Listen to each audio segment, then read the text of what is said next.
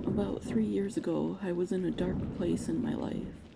I had just gotten divorced. My boss decided she didn't need me anymore, or she was downsizing, as she put it, and I was being forced to move out since my now ex-husband makes more than me and can afford the house payment better than I can. Plus, he had a better attorney than I did, and made everything difficult despite him being the one who cheated. I rented a 2-bedroom duplex in a suburb nowhere near the house. When we purchased that house, we were so proud of it.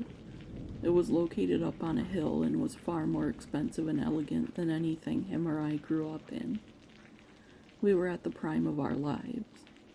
The duplex I had just rented was definitely not even close to the same as that house, but somehow it did give me a sense of happiness and newfound freedom. My ex was somewhat the controlling type, and we got married at 19, so I didn't even know what it was like being on my own as an adult. At 39, I was sure finding out. I was sure this was it for me. I was going to be single forever and just become the neighborhood crazy cat lady.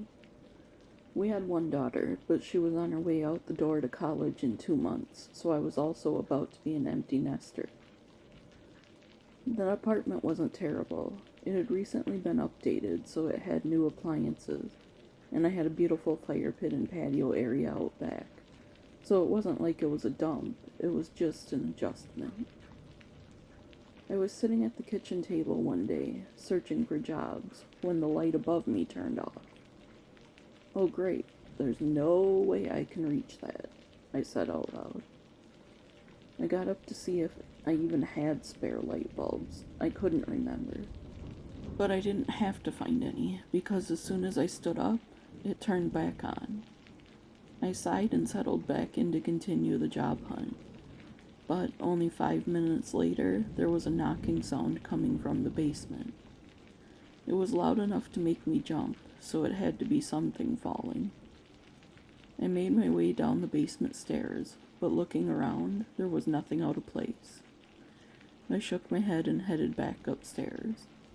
The rest of that afternoon was normal. Nothing out of the ordinary happened.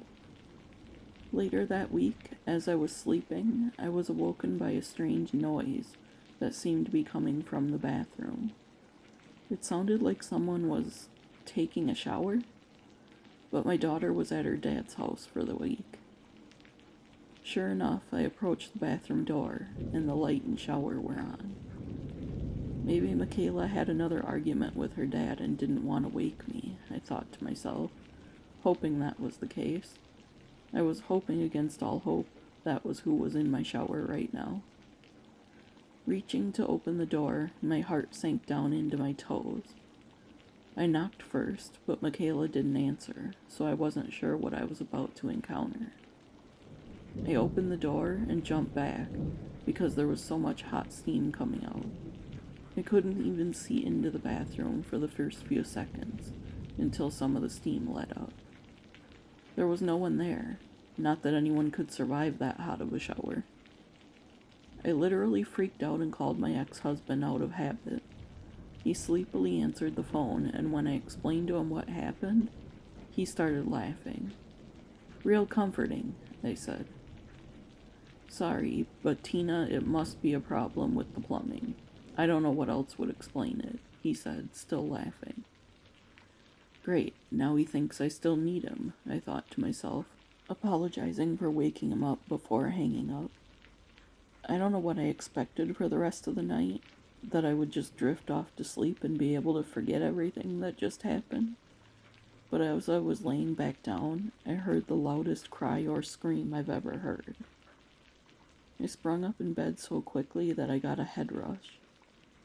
Somehow it sounded like it was coming from my basement, but I was the only one home, and I know every door and window was locked tight. I had to go check anyway, just to be sure, even though there was nothing I'd like to be doing less at the moment. I didn't have any weapons, but I grabbed my daughter's softball bat on the way down the hallway. It was something, at least. I'm sure I looked like a crazy person, phone in one hand, softball bat in the other, at some time after 3 a.m. There were no further noises that I could hear as I approached the basement door, I opened it slowly so it wouldn't make much of a noise, just in case anyone was down there. But as I suspected, no one was down there. I felt compelled for some reason to look out the patio doors. I can't tell you exactly why, but it almost felt like something was calling to me. When I approached the doors and looked out, I nearly passed out. I looked out into the fog and saw a figure, a woman dressed in some sort of white gown. Before I could call out, she raised a finger to her lips as if to shush me. I blinked, and in an instant, she was gone. When I could finally move, I made my way back upstairs and took my temperature. I had to be hallucinating from a fever or something. I wish I was, at least, because my temp read completely normal, 98.1.